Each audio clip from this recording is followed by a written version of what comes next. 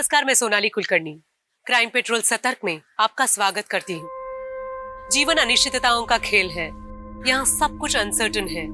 जो जैसा दिखता है वैसा होता नहीं। सवाल ही सवाल होते हैं, लेकिन हर सवाल का जवाब नहीं मिलता। ये केस एक ऐसी ही विचित्र पहेली है।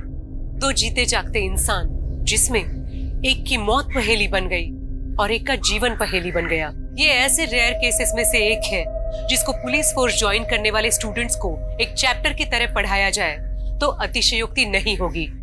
दिमाग को खोल के रख देने वाला बेहद ही विचित्र केस है ये। तुम समझते क्या हो अपने आप को? मेरी लाइफ से सब एक एक करके चले गए। अकेली हो गई थी मैं। मेरा सब कुछ खत्म हो गया था। लेकिन मेरे भैया जिंदा हो सकते थे। तुम्हारी वजह से वो मर गए। एक दिन तुम्हें मार लगेगी भाई। उस वक्त मैं डर गया था, सच में डर गया था। वैसे इस तरह किसी के बदुआ देने में मैं ज्यादा यकीन नहीं रखता, और उस लड़की की चीखों पुकार सुनकर जहन में एक डर बैठ गया कि कहीं उस लड़की की बद्दुआ मुझे सच में तो नहीं लग जाएगी। यह ख्याल मेरे जहन में क्यों आ रहा था? क्या मैंने अपना फर्ज सही तरीके से नहीं निभाया था? क्या इस केस में मैंने कुछ गलतियां की थी? अगर नहीं तो यह केस मेरे जहन से उतर क्यों नहीं रहा था? वो लड़की बार बार मेरे जहन में क्यों घूमती रहती है? इस केस की तह में कुछ ऐसे खौफनाक राज थे जिन्हें सुनकर किसी की भी रूह कांप सकती है।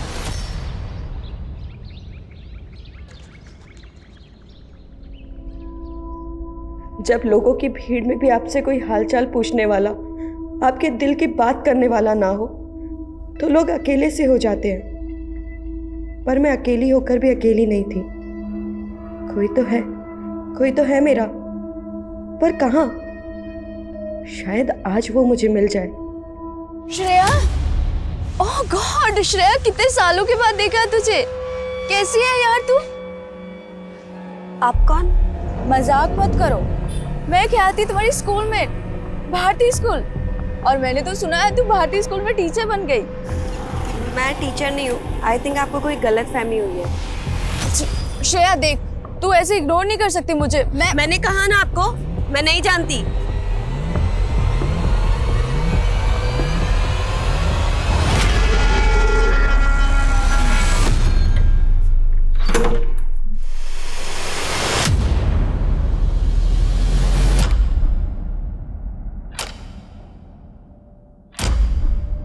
कौन है?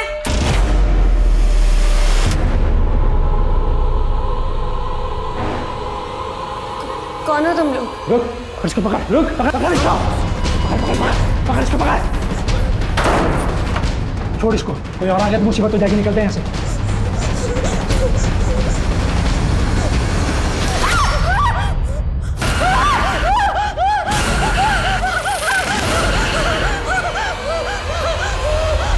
लता, आखिर कब उस मुर्दे के दर्शन करवाओगी? मैंने कोशिश की थी, लेकिन मैं क्या करूं, मैं हार गई। हारना नहीं है। तुम्हें मुझे उस मुर्दे को सौंपना है, वो भी जल्द से जल्द।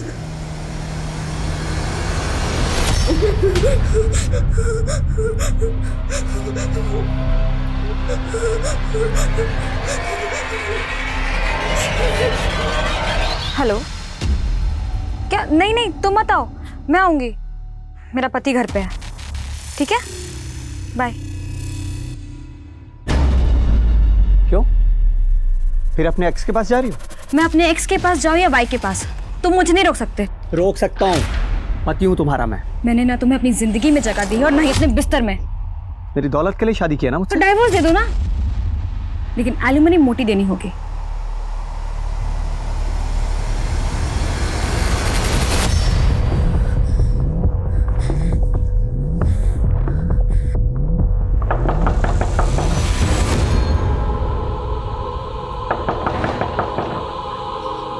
कौन है? श्रेया, मैं अविनाश।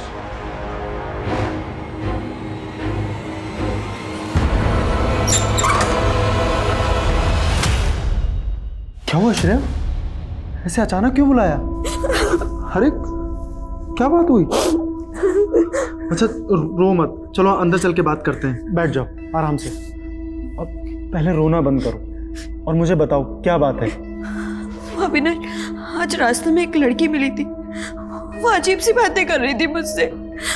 उसके बाद जब मैं घर आई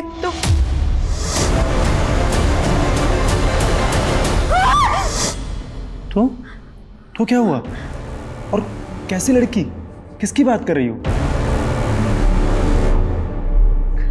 कुछ नहीं, मैं बहुत अकेलापन महसूस कर रही थी, इसलिए मैंने तुम्हें कॉल किया। हाँ तो अच्छा किया ना श्रेया। हाँ, डोंट क्राई, डोंट क्राई, मैं आ गया ना। हाँ अविनाश, तुम मुझे कभी छोड़कर तो नहीं जाओगे ना? कैसी बात कर रही हो Shreya? I want to marry you.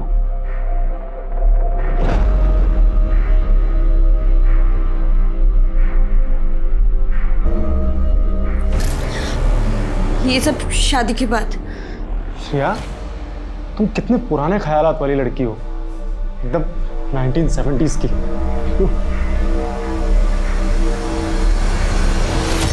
Avinash, अब क्या हुआ? तुम तो बुरा मान गए। तुम्हें नहीं पता मैं किस प्रॉब्लम से गुजर रही हूँ। कैसी प्रॉब्लम? बताती हूँ। एक काम करो, तुम बाहर चलकर बैठो, मैं कॉफ़ी बना कर लेकर आती हूँ, फिर आराम से बैठ कर के बातें करेंगे। हाँ, वैसे भी हमारे बीच बातों के अलावा और होता ही क्या है।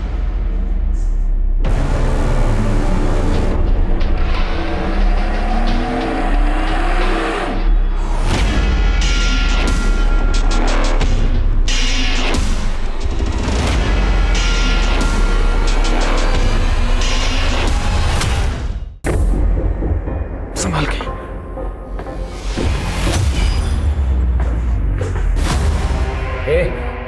तेरी हिम्मत कैसी हुई मेरे घर में घुसने की? Excuse me, he is not going anywhere. Sandeep, तुम समझाओ, मैं थक गई। जतिन, यू नो तेरा और नीना का कुछ नहीं हो सकता। There is no future, so it's better कि तू इसे डाइवोर्स दे दे। तू मुझे बताएगा कि मुझे मेरी बीवी के साथ क्या करना चाहिए, क्या नहीं करना, बता तुम मुझे। हेलो पुलिस, मेरा पति किसी का कत्ल कर रहा है। क्या हुआ? तुम लोग क्यों गए? मारो उसे, मारो उसे, वरना वो तुम्हें मार देगा।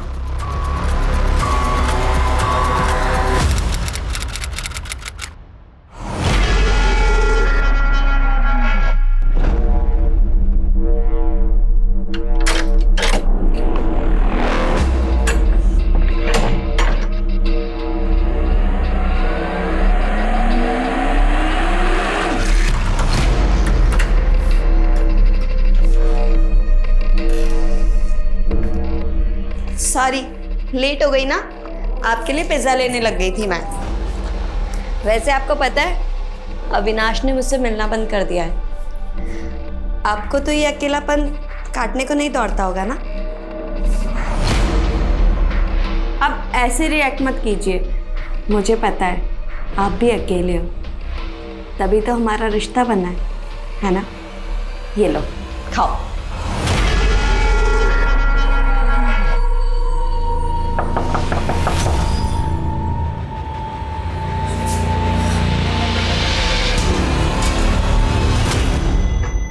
कैसी है तू बेटे? पापा, आप यहाँ क्या कर रहे हैं? Leave me alone. अरे बात तो पापा से इतना नाराज नहीं होते बेटा। आज मैं तेरी और तेरे भाई की सारी शिकायतें दूर कर दूंगा। बुला उसको तू। जतिन, भैया यहाँ नहीं है। क्यों, कहाँ गया वो? पता नहीं, आपकी वजह से भैया ने मुझे अकेला छोड़ दिया। और वैसे भी आपको कौन सी हमारी पड़ी है? आप जाइए अपनी उस गर्लफ्रेंड के पास, जाइए जाइए यहाँ मुझे से। बात करनी है श्रेया। मुझे आपसे कोई बात नहीं करनी अरे है। क्या कर रही तू? मुझे सुन तो सही। अरे बात तो सुन मेरी श्रेया।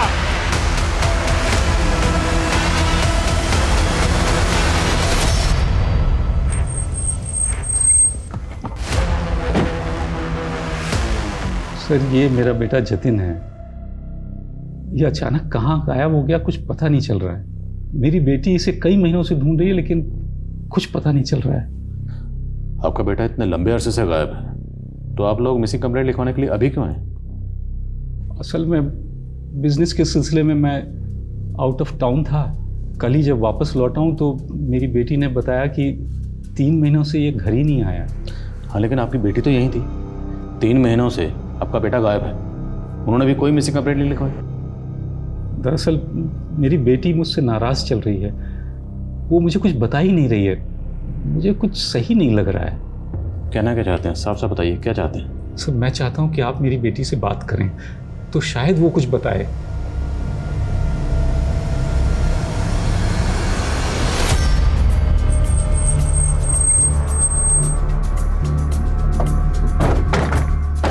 आइए।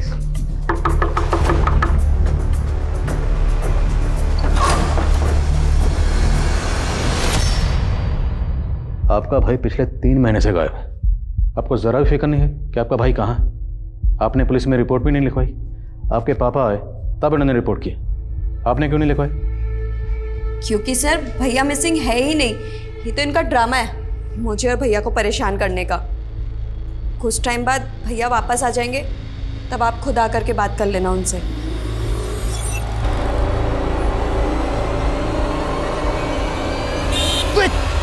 अरे देख के चलाओ यार।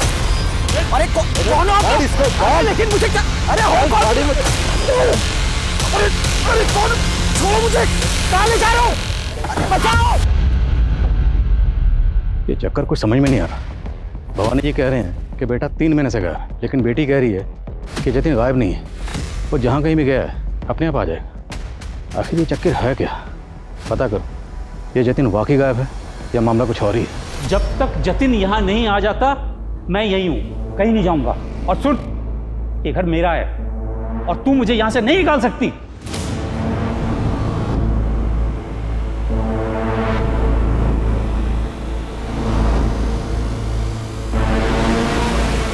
मुझे सिर्फ लाश चाहिए।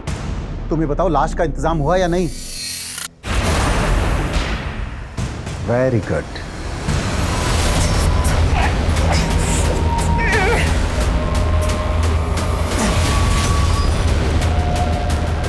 क्यों पकड़ के लाया मुझे यहाँ? देखो तुम्हें जितना पैसे चाहिए मेरे पापा तुम्हें दे देंगे, तो प्लीज प्लीज मुझे छोड़ दो।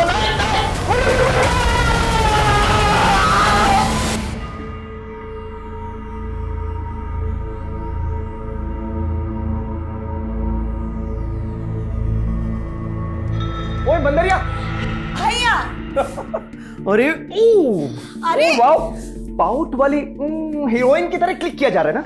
अच्छा वैसे सच सच बता, ये फोटो बॉयफ्रेंड रवीश को भेज रही है?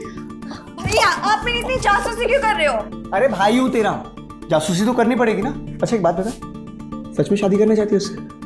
हाँ पर टीचर बनने के बाद। अरे वाह, पापा से बात करूं? नहीं नहीं नहीं, पापा से बात तो करनी पड़ेगी ना। मैंने बोला आपको बात करने अरे की। बहन की शादी की बात है तो मतलब मुझे करना नहीं तो पड़ेगा ही, लेकिन नहीं, आओ। ओए संभाल। ये गिफ्ट कौन लाया? पापा आप लेकर आइए गिफ्ट। ओए ये गिफ्ट मैं लाया हूँ। फिर तो नहीं चाहिए, रख लो अपना गिफ्ट अपने पास। पापा हमेशा भैया ना गिफ्ट देकर के रिटर्न गिफ्ट मांगते हैं। पापा बोलो इसे कुछ। तो दे देना तू भी भाई को रिटर्न गिफ्ट। नहीं पापा, मुझे नहीं देना इनको गिफ्ट। और वैसे भी जब से माँ गई है ना, भाई बहुत इरिटेटिंग हो गए हैं। अब भी बताता हूँ पापा, ये गिफ्ट पकड़ो। मैं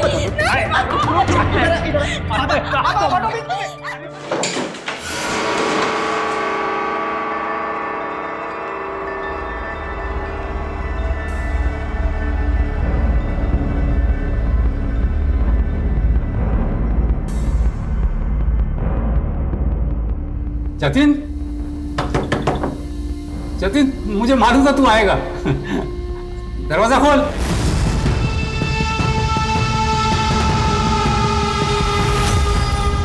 पापा आप यहाँ क्या कर रहे हैं? जतिन आया है, आवाज सुनी मैंने उसकी।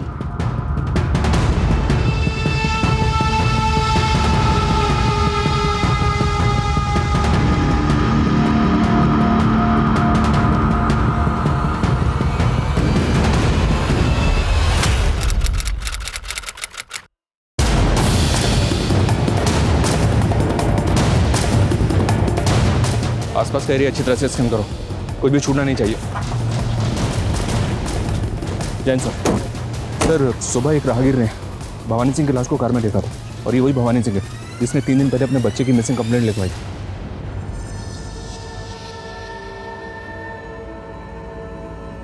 बॉडी पे कोई एक्सटर्नल इंजरीज के मार्क्स नहीं है और ना ही गले पे कोई स्ट्रेंगुलेशन मार्क्स है, लेकिन मुंह से झाग निकल रही है। शायद मौत जहर की वजह से हुई है। और बॉडी को इस कार में लाकर यहाँ सुनसान इलाके में डंप किया गया।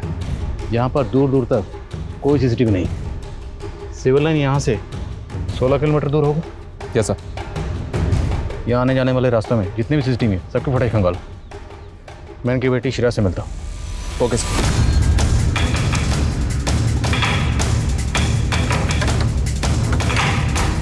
इस तरह ताला लगा के आखिर श्रेया कहाँ गई होगी? ये सीसीटीवी फुटेज चेक करो सर, और आसपास कोई पड़ोसी है तो बुलाओ उसे। Okay sir.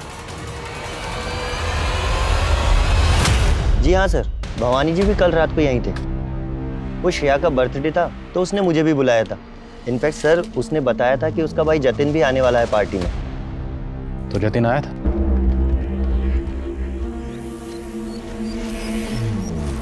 श्रेया, लगता है भैया कहीं बिजी है, इसीलिए नहीं आए। एक काम करते हैं, मैं केक कट करती हूँ।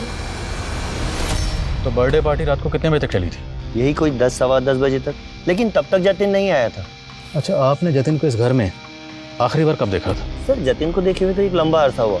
वो शादी के बाद से ही यहाँ से शिफ्ट हो गया था। जतिन शादीशुदा? जी हाँ सर, वो यहीं अपनी बीवी के साथ में हरिनगर में कहीं रहता है। हरिनगर में एग्जैक्टली कहाँ रहता है, कुछ आइडिया आपको? आई एम सॉरी सर, ये तो मुझे कोई जानकारी नहीं। सर, आप यहाँ? हमें आपके फादर की लाश मिली कुतुब रोड पर।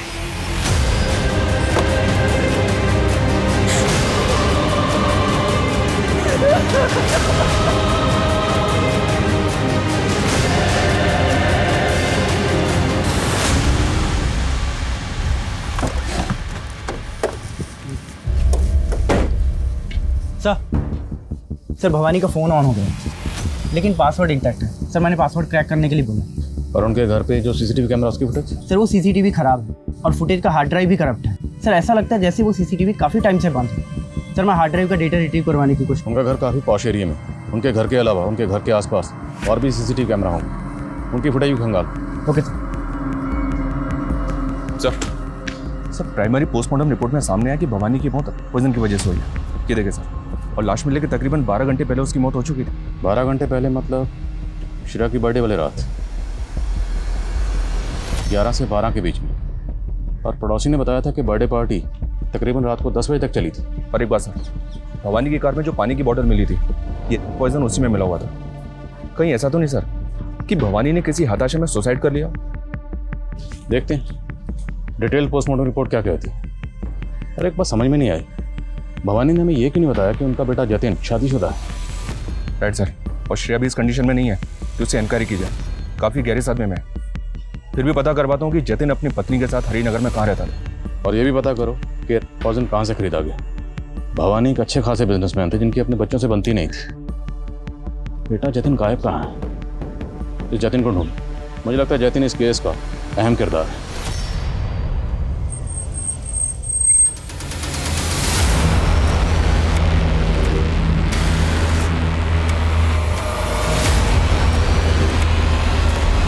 सर, ये जतिन अपनी पत्नी के साथ हरिनगर के जिस घर में रहता था, उस घर का तो पता चल गया है, लेकिन उस घर पे पिछले 3 महीने से ताला लगा है, और वो घर भी भवानी के नाम है सर। तो ये दोनों मियाँ बीवी हैं कहाँ? नेबर्स के साथ इंक्वायरी की तो पता चला कि ये दोनों 3 महीने पहले ही अलग हो गए थे। 3 महीने? भवानी ने मिसिंग कंप्लेंट लिखवाते वक्त हमें बताया था कि वो 3 महीने से बिजनेस के सिलसिले में कहीं बाहर गए थे। कहाँ गए होंगे? जतिन की बीवी? उसका पता लगा लिया सर, वो सिद्धि टूर्स एंड ट्रेवल्स की मालकिन है। सर, भवानी अंकल की मौत का दुख है मुझे, लेकिन पिछले 3 महीने से मैं जतिन और उसकी फैमिली से कांटेक्ट में नहीं हूँ। 3 महीने पहले हमारा डाइवोर्स हो चुका है। और 3 महीने से ही जतिन को किसी ने नहीं देखा। डाइवोर्स होने के बाद जतिन कहाँ रह रहा था?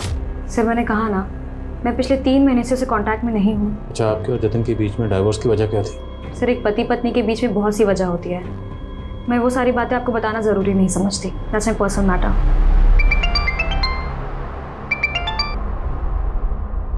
हाँ विकास। सर श्रेया के घर से थोड़ी दूर कर्नल शमशेर सिंह का घर है। सर मैंने उनके घर की सीसीटीवी फुटेज चेक की है। सर श्रेया की बर्थडे वाली रात वहाँ से एक आदमी कंबल ओढ़कर भागते हुए दिखाई दिया। सर उसी फुटेज में थोड़ी देर बाद भवानी जी की कार भी वहाँ से जाते हुए दिखाई दी।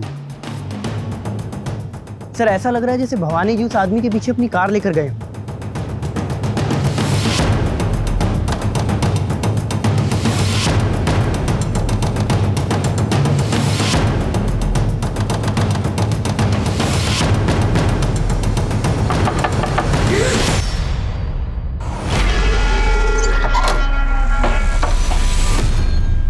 आपसे कुछ बात करनी थी। आपकी बर्थडे वाली रात ये आदमी अपनी कार में आपके घर के आसपास देखा गया। इसने अपना मुंह ढका हुआ है और कुछ देर बाद जिस डायरेक्शन में ये गया उसी डायरेक्शन में इसका पीछा करते हुए आपके फादर भी इसके पीछे गए। ये आदमी कौन है? जी मुझे नहीं मालूम। आपके पापा उस रात कहाँ गए थे?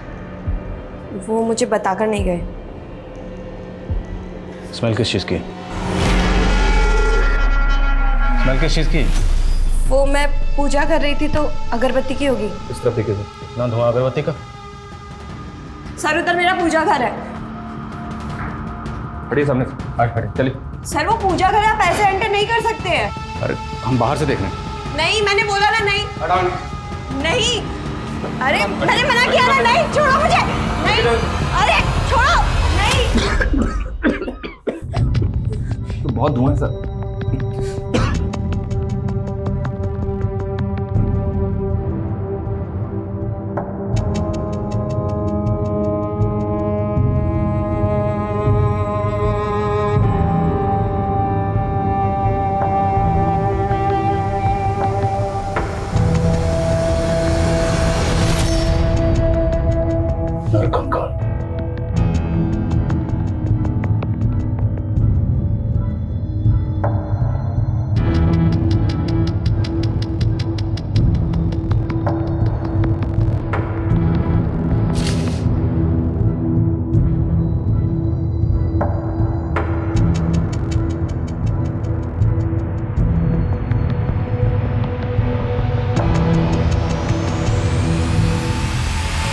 माथुर सारी चीजें कस्टडी में लो। कंकाल किसका है? मुझे नहीं मालूम सर। कैसे नहीं मालूम? तुम्हारे घर में कंकाल पड़ा हुआ है, तुम्हें नहीं मालूम किसका कंकाल है? बोलो। कहीं ऐसा तो नहीं जतिन मर चुका और तुम सबको बेवकूफ बना रही हो? वो भैया नहीं है, भैया मरे नहीं है, वो जिंदा है। वो वापस आएंगे। तो फिर ये कंकाल किसका? वो सर 3 महीने पहले।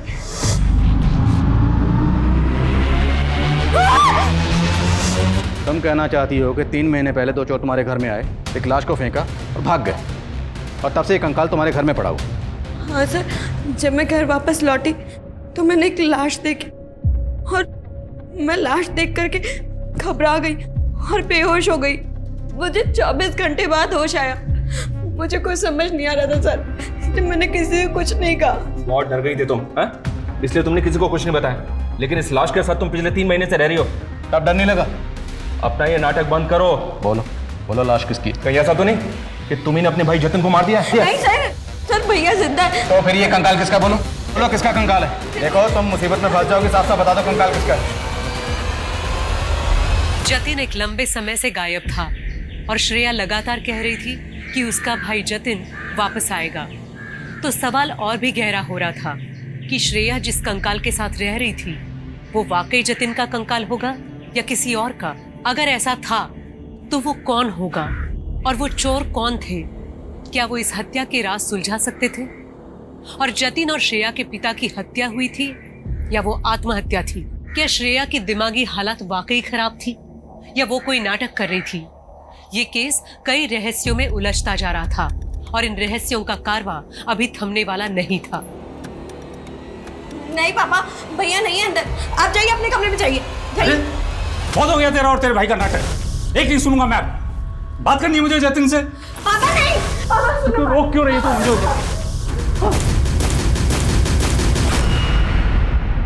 आई एम श्योर सर, ये श्रेया नाटक कर रही है और अपने नाटक में हमें उलझाने की कोशिश कर रही है। उसकी वो चोरों वाली कहानी वो पक्की झूठी है सर। क्योंकि सर वो कम्बल वाला आदमी सीसीटीवी में दिखा है। उस एरिया में इंक्वायरी की तो पता चला कि वो आदमी पहले भी 2-3 बार खुद को कम्बल से लपेटे हुए वहाँ से जाते हुए दिखा है। और श्रेया तो उस आदमी को पहचानने से मना कर रही है। वो तो कह रही है उस आदमी को जानती नहीं। उस घर में जो हमें डॉल मिली उसमें कुछ रिकॉर्डिंग बजती है। ये लड़की कहीं किसी जादू वादू के चक्कर में तो नहीं पड़ी थी। डिटेल निकलवा इसकी। मुमकिन है ये लड़की हमसे वाकई कुछ छुपा रही हो और ये अपने पिता भवानी की मौत का राज भी जानती है। राइट सर, बस ये जतिन के गायब होने का राज समझ में नहीं आ रहा है, क्योंकि वो लगातार इस बात को बोल रही है वो स्केलेटन जतिन का नहीं है। एक काम करो, उस कंकाल का डीएनए भवानी के डीएनए से मैच करवा के देखो। कंफर्म हो जाएगा कि जतिन वाकई कहीं गायब है या वो कंकाल जतिन का।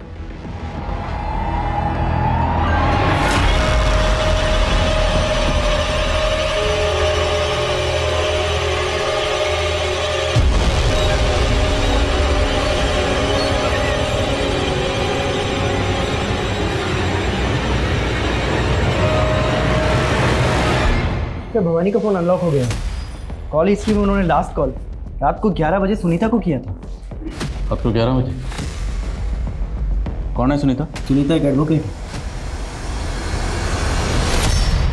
जी मैं भवानी जी की कंपनी के लीगल एडवाइज़र हूँ। तो उस रात आपने भवानी जी को ऐसी का लीगल एडवाइस दी कि उसके बाद उनकी मौत ही होगी? ये सुन के तो मैं भी खुद हैरान हूँ सर। दरअसल उस रात को वो अपनी विल के बारे में मुझसे कुछ बात करना चाह रहे थे। सुनीता, मुझे अपनी विल चेंज करनी है, तुरंत मिलना है तुमसे। लेकिन उसके आगे उन्होंने कुछ बताया नहीं था। मैं एक्सपेक्ट कर रही थी कि वो अगले दिन मुझसे मिलने आएंगे, लेकिन फिर।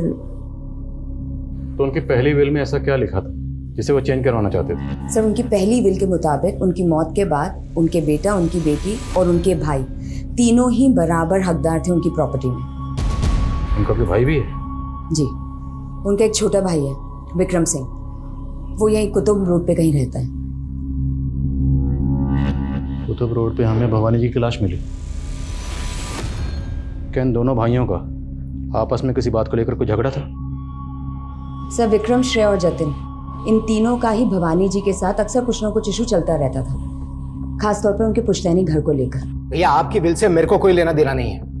ये हमारा पुश्तैनी घर है, इसको बेचिए और मेरा हिस्सा मुझे दे दीजिए। चाचा जी, ये घर नहीं बिकेगा। इस घर से हमारी माँ की यादें जुड़ी हुई है। इसके अलावा और मैं कुछ नहीं जानती सर। पता करो, ये भवानी का भाई विक्रम कुतुब रोड पे कहाँ रहता है? Yes sir.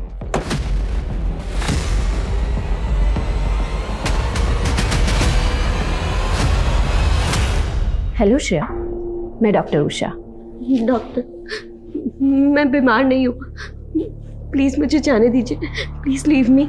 मैंने भी पुलिस ऑफिसर्स को यही कहा कि तुम बिल्कुल नॉर्मल हो, लेकिन उन्हें लगता है कि तुम्हारी दिमागी हालत ठीक नहीं है, इसलिए उन्हें यकीन दिलाने के लिए तुम्हें मुझसे सच कहना होगा। ओके? सर मैं श्रेया के बारे में पता कर रहा था, तो पता चला कि श्रेया 2 महीने पहले तक ज्ञान भारती स्कूल में टीचर थी। सर उसने उसी स्कूल से पढ़ाई भी की थी, लेकिन सर अचानक से उसने टीचिंग की जॉब से रिजाइन कर दिया था। रिजाइन की वजह? सर एग्जैक्ट वजह तो पता नहीं चली है, लेकिन सर स्कूल स्टाफ का कहना है कि कुछ अरसे से उसे भूलने की आदत हो गई थी। सर प्यून ने बताया कि वो संडेज को भी स्कूल आ जाया करती थी और स्कूल का गेट बंद देखकर उसे याद आता था कि आज छुट्टी है। तो क्या इस लड़की की दिमागी हालत वाकई इतनी खराब है? उसका भाई जतिन, कुछ पता चला कहाँ? सर जतिन कहाँ है ये तो कुछ पता नहीं चला, लेकिन सर ये बात पता चली है कि जतिन अपने फादर के बिजनेस में इन्वॉल्व नहीं था, वो एक स्पर्म डोनर था। Sperm donate? अरे मेरी पहले ही हालत खराब है और तू स्पर्म डोनेट करने की बात कर रहा है? रख फोन। सर जिस क्लिनिक को वो स्पर्म डोनेट करता था मैंने वहाँ भी पता किया, पिछले 3 महीने से जतिन वहाँ भी नहीं गया। जतिन की बीवी नीना खुद इतने बड़े बिजनेस की मालकिन है और ये बंदा स्पर्म डोनेट करता था। ये जोड़ी कुछ समझ में नहीं आ रही। सर जतिन की बीवी नीना का एक संदीप नाम के आदमी के साथ अफेयर था, वो भी शादी के पहले, और ये संदीप अब नीना के बिजनेस में भी इन्वॉल्व है। तो जतिन को गायब करवाने के पीछे कहीं इसकी बीवी नीना का हाथ तो नहीं? अच्छे से पता करो। Okay sir. सर भवानी के भाई विक्रम का पता चल गया है? सर उस कंकाल के बारे में मैं कुछ नहीं जानता, मैं तो मिला भी नहीं था जतिन से काफ़ी दिनों से। हाँ, उस रात को भवानी भैया ने बुलाया ज़रूर था मुझे श्रेया की बर्थडे पर, लेकिन मैं जा नहीं पाया था। आपके भाई की लाश आपके घर से महज 1.5 किलोमीटर दूर मिली। हो सकता है वो आपसे मिलने आए हों, आप दोनों मिले, आप दोनों में किसी बात को लेकर कहा सुनी हुई और आपने अपने। नहीं सर, क्या कह रहे हैं आप? मैं उनसे नहीं मिला था। तो फिर आपके भाई उस एरिया में क्या करने गए थे? सर मुझे नहीं पता सर, वो सिर्फ मेरे भाई नहीं थे, बाप जैसे थे। तभी तो अपने बेटा बेटी के साथ में मुझे बराबर का हिस्सेदार बनाया था। हिस्सेदारी दी होगी, लेकिन फिर भी वो सिविल लाइन वाला पॉश घर वो आपके हिस्से में नहीं आ रहा था। सर उसका मुझको कोई मलाल नहीं था। मैं तो श्रेया और जतिन की खुशी चाहता था। भैया अगर बच्चे नहीं चाहते तो ये घर मत बेचिए ना। ये घर भाभी की आखिरी निशानी है, यही समझ के इनकी बातों का सम्मान कीजिए। उल्टा भैया खुद चाहते थे कि वो घर बिक जाए और श्रेया और जतिन उनके साथ में अजमेर शिफ्ट हो जाएं। अजमेर? यस सर, वहाँ पे भी भैया की एक कोठी थी जो अब उस सुनीता ने अपने नाम करवा ली। सुनीता एडवोकेट? Yes sir. वो आपके भाई की कंपनी में लीगल एडवाइजर। आपके भाई अपनी कोठी उसके नाम क्यों करेंगे? सर आप उसको नहीं जानते, बहुत पहुंची हुई चीज़ है। उसी के प्यार में पड़कर भैया अपने बाल बच्चों को भूल गए थे। भाभी के मरने के बाद में बिल्कुल ध्यान ही नहीं दिया अपने बच्चों पर। बेचारे कई कई दिन अकेले रहते थे। अब तो बाप का साया भी उठ गया उनके सर से। सर मैंने कोई मैनिपुलेशन नहीं किया था। भवानी जी ने खुद अपनी मर्जी से, अपनी खुशी से वो अजमेर वाला घर मेरे नाम किया था। पर आपने हमें पहले नहीं बताया। क्या भवानी जी के साथ रिलेशनशिप में थे? क्या बताती सर, हमारे बीच में ऐसा कुछ बचा ही नहीं था। भवानी जी ने अपने बच्चों के कारण मुझसे दूरी बना ली थी। अच्छा उस रात क्या भवानी जी ने वाकई अपनी वसीयत चेंज करने के लिए आपको फ़ोन किया था? जी सर, पर मुझे नहीं पता कि अचानक उस रात को ऐसा क्या हुआ जो। देखिए सर, आप कुछ भी समझिए, लेकिन मुझे अभी भी भवानी जी के भाई विक्रम पर ही शक है। श्रेया का मैंने अच्छे से एग्जामिन किया, मुझे लगता नहीं है कि वो नाटक कर रही है। उसकी दिमागी हालत स्टेबल नहीं है। और वो अभी भी यही कह रही है कि वो कंकाल उसके भाई जतिन का नहीं है, उसने किसी को नहीं मारा। जी, वो अभी गहरे सदमे में है और मुझे लगता है उसे जानने के लिए उसके करीबी लोगों से हमें मदद लेनी चाहिए। उसका दोस्त, रिश्तेदार या फिर बॉयफ्रेंड। बॉयफ्रेंड? क्या उसने आपसे अपने किसी बॉयफ्रेंड का जिक्र किया है? नहीं, लेकिन वो सेक्सुअली एक्टिव है, तो मुझे लगता है कि उसकी लाइफ में कोई ना कोई लड़का है। इन दो नंबर से श्रेया की लगातार बात हो रही थी, पता करो ये दोनों नंबर किसके हैं। Okay sir. सर श्रेया के घर के सीसीटीवी का हार्ड ड्राइव रिट्रीव हुआ है। इसमें पिछले 3 महीने की फुटेज है। और सर 3 महीने से सीसीटीवी बंद है। सर इस दिन श्रेया मेन डोर से घर के अंदर दाखिल हुई, तब घर पे ताला लगा हुआ था। और उसके बाद ये दोनों आदमी मेन डोर से भागते हुए दिख रहे हैं और इन दोनों के हाथ में बैग भी है। सवाल ये है कि अगर घर में ताला लगा हुआ था तो ये दोनों घर में दाखिल कैसे हुए होंगे? हो सकता है सर ये दोनों चोर हों और टेरेस से होते हुए घर के अंदर दाखिल हो गए। तो मतलब श्रेया की चोरी वाली बात सही है। बस फुटेज में जतिन कहीं नहीं दिख रहा। श्रेया के मुताबिक 2 लोग जब घर में आए थे, उनके भागने के बाद घर में उसने एक लाश देखी। अब अगर 2 लोग घर में चोरी करने आए थे तो लाश फेंक कर क्यों जाएंगे? हो सकता है सर चोर 2 नहीं 3 हो। इन तीनों का आपस में झगड़ा हुआ, 2 ने मिलकर एक को मार दिया और उसको छोड़ के भाग गए। पर फिर भी एक लड़की एक लाश के साथ रह रही थी, वो भी अकेली, वो भी 3 महीने के लिए। नॉर्मल है? पता करो ये दोनों चोर कौन थे, और वो कंबल वाला आदमी भी हो सकता है इनसे कनेक्टेड हो। और एक बात सर, चोरी के अगले दिन का भी फुटेज चेक किया मैंने। इस घर में एक और लड़के का आना जाना था। कौन है लड़का?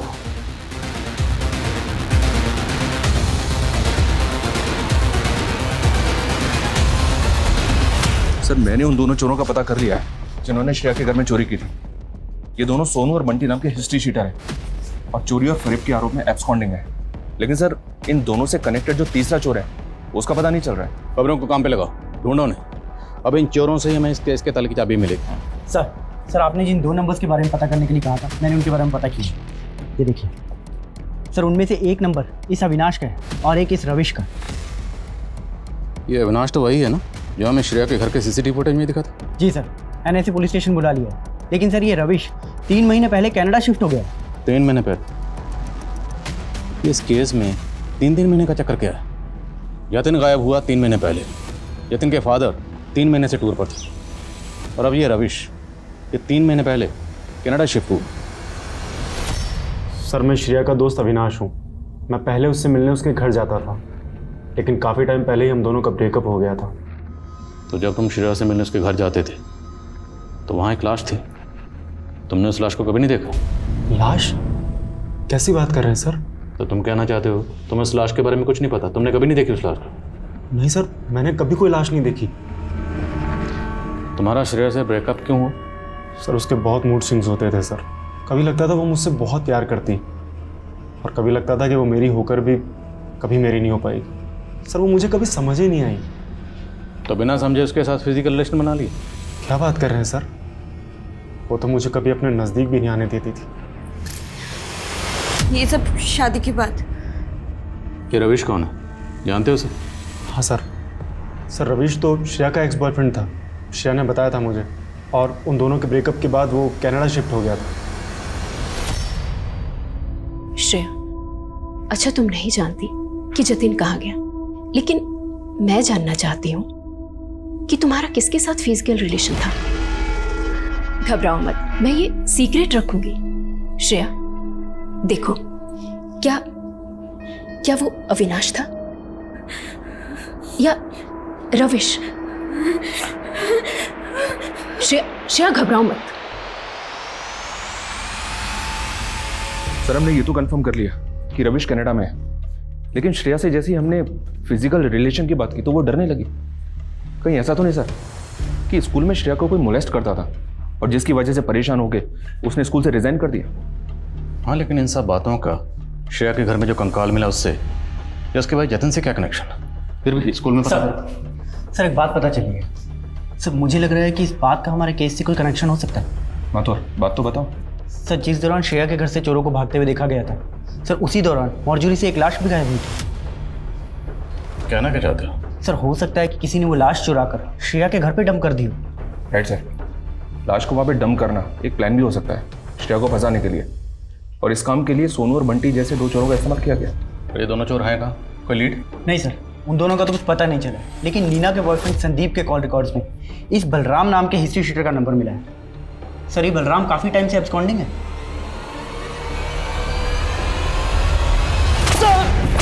सर मुझे नहीं पता सर जतिन कहाँ है सर मुझे नहीं पता सर मैं सच बोला। तो नीना जी सब पता लगा लिया हमने। आपका जो बिजनेस है उसमें इन्वेस्टमेंट थी भवानी की। भवानी मतलब आपके ससुर। आपके ससुर की इन्वेस्टमेंट थी तो जाहिर सी बात है उसमें आपके शौहर जतिन का भी हक होगा।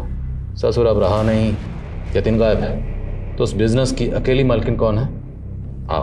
आप कहना क्या चाहते हैं? आपका जो बॉयफ्रेंड है ना संदीप, उसने सब कह दिया, सब बता दिया कि कैसे बलराम के जरिए जतिन को किडनैप करवाया था, और वो सब हुआ था आपके इशारे पर। सर मेरे और जतिन की शादी बस एक डील थी। जतिन के बाप को लगता था कि मुझसे शादी करके उनका स्पर्म डोनर बेटा सेटल हो जाएगा, इसलिए मैंने भी बिजनेस में इन्वेस्टमेंट की शर्त रख दी उनके सामने। पहले जतिन उसमें बराबर का पार्टनर था, उसके बाद जब बिजनेस सेटल हुआ तो मैंने जतिन को डाइवोर्स दे दिया। डाइवोर्स पेपर पे ज़बरदस्ती साइन करवाया, जतिन बाहर, पूरा बिजनेस आपका। सर लेकिन उसके बाद बलराम ने जतिन को छोड़ दिया था। हमें लगा था कि वो हमसे डर गया है, इसलिए पुलिस के पास भी नहीं गया। सर मुझे नहीं मालूम कि उसके बाद वो कहाँ गायब हो गया। गायब हो गया या गायब करवा दिया? सर मैं सच कह रही हूँ, मुझे नहीं मालूम जतिन कहाँ है। सर जनकपुरी की वो मॉर्चरी जहाँ से लाश गायब हुई थी, उस मॉर्चरी की इंचार्ज लता सिंह नाम की एक औरत है जिस पर उस लाश को गायब करने का आरोप लगा था। लता ने जनकपुरी पुलिस को बयान दिया सर कि उसने लाश गायब करके योगराज नाम के बाबा को दी थी, और ये बाबा इतना पावरफुल है कि जनकपुरी पुलिस उस पर कोई एक्शन नहीं ले पाई। लेकिन इस योगराज का श्रेया जतिन से क्या कनेक्शन? सर मैंने उनके चाचा विक्रम सिंह से बात की, उसने बताया कि योगराज बाबा एक टाइम पे श्रेया की माँ का गुरु हुआ करता था।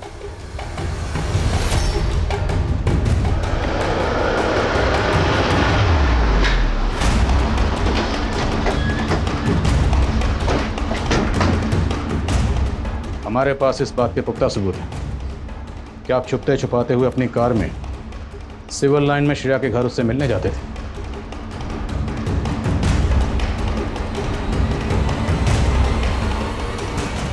आप श्रेया से मिलने उसके घर क्यों जाते थे? मैं वहां श्रेया के भाई जतिन को जिंदा करने जाता था। What? जतिन मर चुका है? हाँ, श्रेया मेरी शिष्या की बेटी थी। एक दिन वो मेरे पास आश्रम में आई थी। बाबा जी, मेरी माँ का अटूट विश्वास था आप पर। उसने मेरे भाई को मार दिया। आपका तो पुलिस, पॉलिटिशियन सबसे संबंध है। आप प्लीज मुझे। इसके चक्कर में क्यों पड़ना श्रेया? तू जानती भी है मैं तेरे भाई को जिंदा भी कर सकता हूँ। मैंने उसे उम्मीद की किरण दिखाई थी। श्रेया ने क्या बताया था? उसके भाई जतिन को किसने मारा था? वो उसने नहीं बताया, पर मैं वहां श्रेया के भाई जतिन को जिंदा करने के रिचुअल्स पूरे करने जाता था।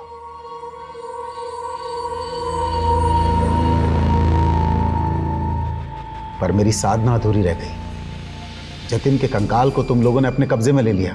कोई साधना वादना नहीं। तुम जैसे ढोंगी बाबा अपने लालच के चक्कर में लोगों को बेवकूफ बनाते हो। लालच?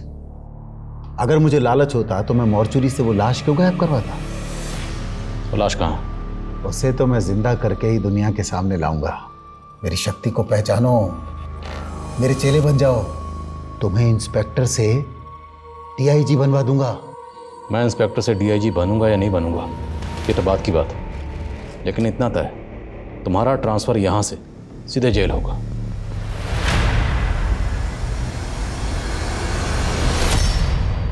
तुमने योगीराज को बताया था कि तुम्हारे भाई जतिन को किसी और ने मारा था।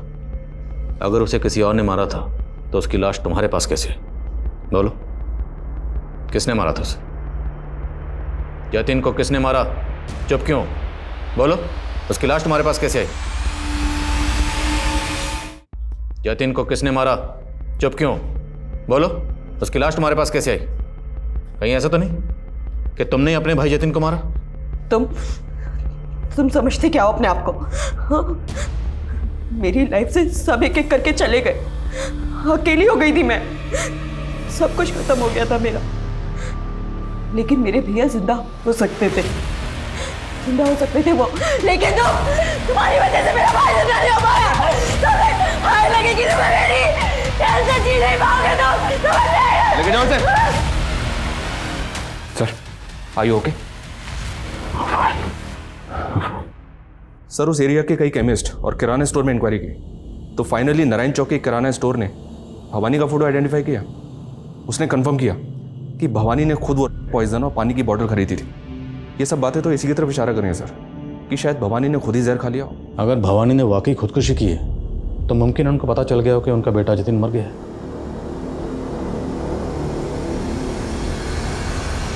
और अगर मारने वाली खुद उसी की बेटी हो तो इस बात से दुखी होकर कोई भी बाप सुसाइड कमिट कर सकता है सर। भगवान, क्या एक बहन अपने सगे भाई का कत्ल कर सकती है? वो कत्ल करने के बाद उसकी लाश को अपने घर में छुपा के रख सकती है इतने लंबे अरसे तक कि लाश गलकर कंकाल बन गई। इस बात पे यकीन करने को दिल नहीं कर रहा। सर, जतिन और श्रेया से जुड़ा हर शख्स तो यही कह रहा है, लेकिन सर श्रेया की एक दोस्त है ख्याति, उसका कुछ और ही मानना। मेरी आज उससे बात हुई है। क्या मानना उसका?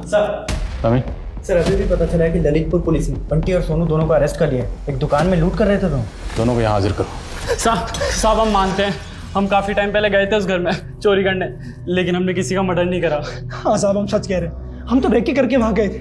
हमें लगा वहाँ कम लोग होंगे तो चोरी करना आसान होगा, लेकिन जब हम चोरी करने पहुंचे तो वहाँ लाश पड़ी थी सर। भाई,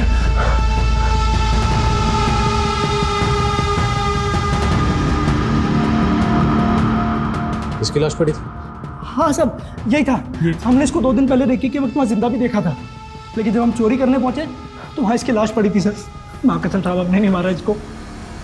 सर, श्रेया मेरे बचपन की बेस्ट फ्रेंड थी और उसने अचानक से मुझसे दूरी बना ली क्योंकि जतिन ने कहा था कि वो मुझसे बात ना करे, और इसीलिए इतने सालों के बाद वो मुझसे मिली और उसने मुझे पहचानने से मना कर दिया। बचपन में ऐसा क्या हुआ था? श्रेया भूल हो गई। अच्छा, अब नहीं करूँगा बस। आप कहना चाहती हैं कि बचपन में जतिन ने श्रेया के साथ? सर, हो सकता है कि ये सिलसिला उनके बड़े होने के बाद भी चलता रहा हो। कैसे मुमकिन है? I mean, दोनों सगे भाई बहन। सर, मैंने देखा तो नहीं, लेकिन सर महसूस ऐसा ही होता था कि जतिन श्रेया को मोलेस्ट करता था।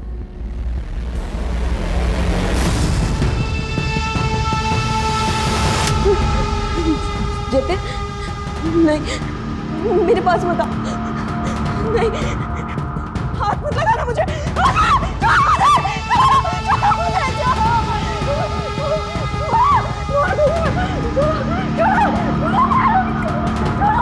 छोड़ो, मार डालूंगी मैं इसको।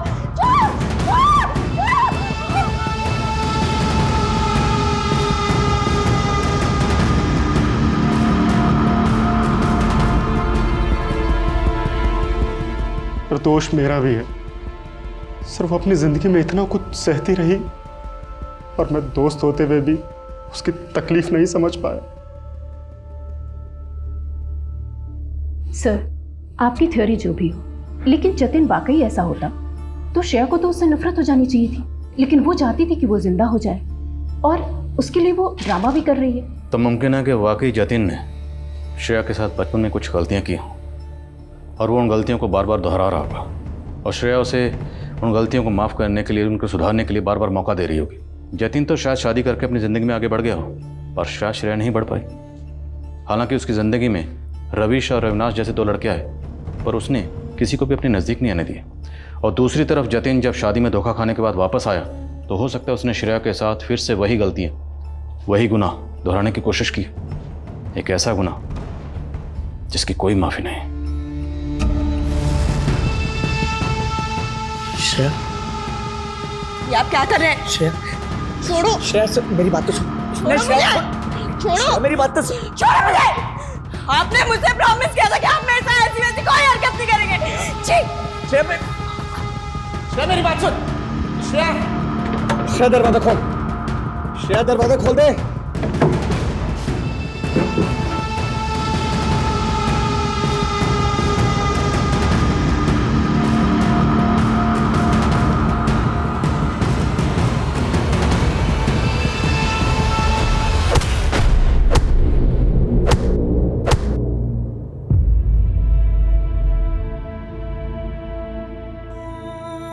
सुनो, तुम एक ही चाय क्यों लेकर आई हो?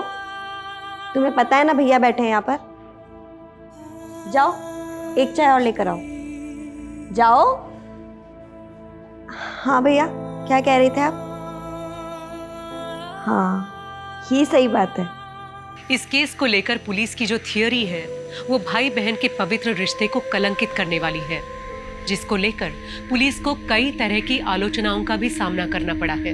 लेकिन ये केस अब तक ओपन एंडेड है और किसी नतीजे तक नहीं पहुंच पाया है। कानूनी जानकार केस को लेकर आज भी कई तरह की राय रखते हैं, जो अपने आप में एक गहन अध्ययन का विषय है, जिसमें कई सवालों के पुख्ता जवाब नहीं मिले। लेकिन इन अनिश्चितताओं की एक वजह एक मृत व्यक्ति को जिंदा करने का अंधविश्वास भी है, और ऐसे अंधविश्वास की जड़ें हमारे समाज में इतने गहरे तक उतरी हुई हैं कि अक्सर इन अंधविश्वासों में छिपे गुनाहों को छिपाया जाता है और कई केसेस अपने सही अंजाम तक नहीं पहुंच पाते। अब मैं सोनाली कुलकर्णी आपसे विदा लेती हूँ। आप अपना और अपनों का ख्याल रखिए। आप जानते हैं हम सब एक मुश्किल दौर से गुजर रहे हैं। कृपया मास्क पहने, सैनिटाइजर का इस्तेमाल करें और सामाजिक दूरी बनाए रखें। देखते रहिए क्राइम पेट्रोल सतर्क। जय हिंद।